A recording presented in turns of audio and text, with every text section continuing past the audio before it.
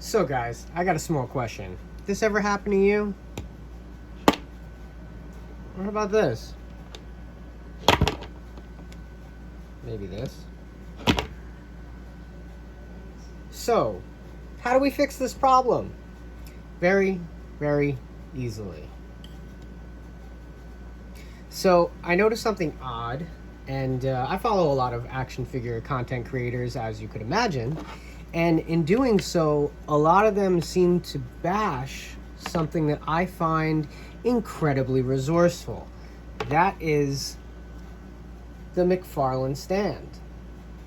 Now, obviously, it should work here. This is a 7-inch McFarlane action figure. But what I'm here to show you today is that that is not the only function they work for. For example, Super 7 Ultimates, Masters of the Universe, Revelations, even high-end Mafex Captain America from Endgame. Now, the reason why these work even better on 6-inch, see, is because there's even less height and weight being distributed from that small peg. So you're gonna say, all right, that's great, but how do I do this? Well, it's really not that hard. All you need is a simple drill. That's it. Now, the key here with the drill, here you have the stand. There's the peg hole. The reason why I have tape is because tape is marking the exact length where the peg ends. So you don't want to go any further than that. So what you want to do is, if you have yourself a figure, particularly a Marvel Legend, right? All you want to do is make the appropriate size hole. If anybody's ever checked, these holes do not fit the typical stands. It's like a hot dog in a hallway kind of thing. Barely works. So what you need to do is just look for the midsection here where you have the most meat. So you can kind of tell, bear with me as I angle here.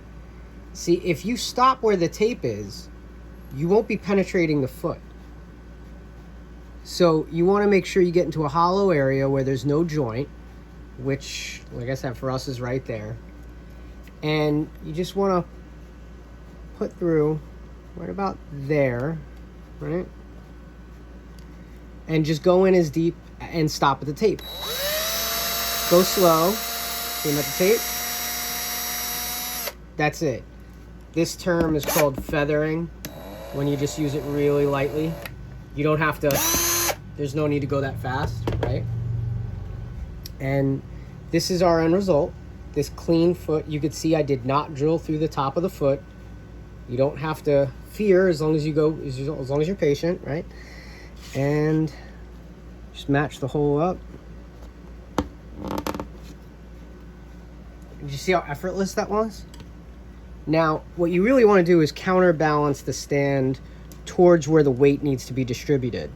So because he's got more weight behind him because his foot is forward, I'm going to pose him. And then kind of, you see how I swiveled the stand there? I'm going to shake the table. You see him shaking, but he's not coming off, see? So this is why I wanted to bring this to everyone's attention.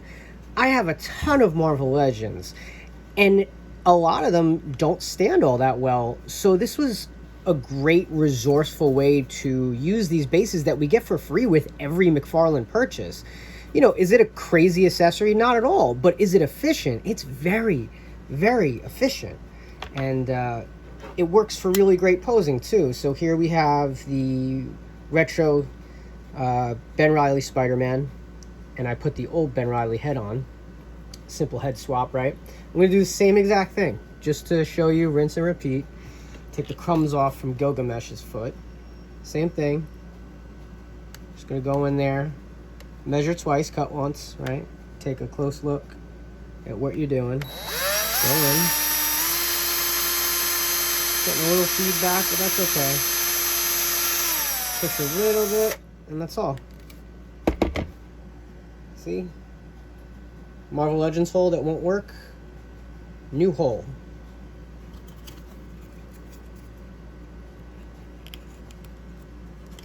You can get all kinds of dynamic poses now that you wouldn't have been able to get otherwise. That to me means everything, because I don't think this pose would work without a stand, without any measure of stability. So all in all, that's basically part one of this video. Part two of this video, which is actually going to be even shorter, is just showing off some more customizing you could do with said stands. Came black. I made it blue, brown. You can make them any color you want. Just lightly sand them with a sanding sponge or sandpaper, fine grit, nothing crazy, and just spray paint them. And now you have a decorative color. You could use it so it kind of matches the outfit, huh? Not many people are going to be looking at the stand, but I think this pops better than the black does.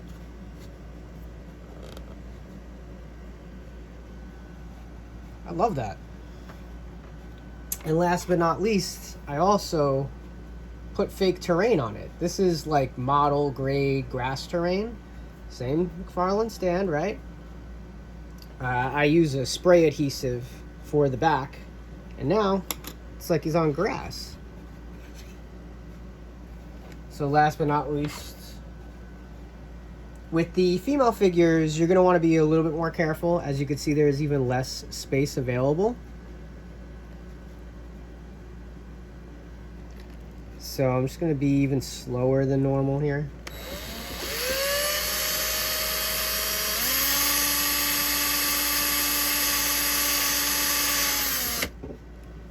See, didn't go through the top. Now, this was right before the joint. Like I said, you want to be careful. If you drill the hole in here, you're going to go into the hinge disc, and it's not going to necessarily wreck everything, but it could interrupt the joint from working properly. You definitely want to be careful. There we go. And now Makari can stand freely, even though she should be running. So that's pretty much all I kind of wanted to showcase.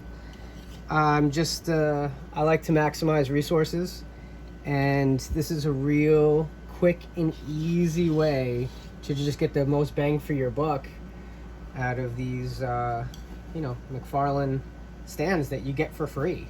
I've heard a lot of content creators, hey, my favorite content creator, Robo from the Fwoosh, even kind of flicks them comically. And hey, I'd love for him to see this, just to show that they're useful in more ways than one. And it doesn't have to be a DC Multiverse figure to really get the full effect. So that's been another video by Quick Figure Tricks.